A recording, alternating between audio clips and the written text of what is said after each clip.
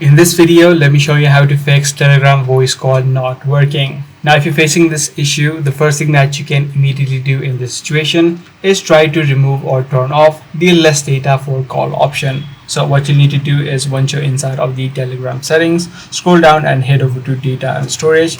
And once you scroll down again right here inside of calls, you should be able to see the option which says less data for calls. So by default, this should be selected to while roaming. What you need to do is just select never.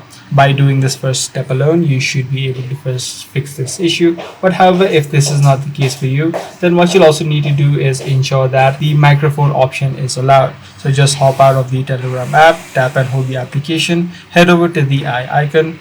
Once you're inside of the settings page, head over to app permissions and make sure that the microphone option is set to allow. If this was set to deny, this is the exact issue that you're facing.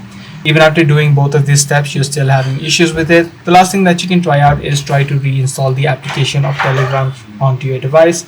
And also make sure that you have disabled the battery optimization. So if you have set your phone to the battery saver mode, make sure you turn that off as well. And by doing these few steps, you should be able to fix this error. I do hope this guide video did help you out. If it did, be sure to subscribe, share, and also give this video a thumbs up.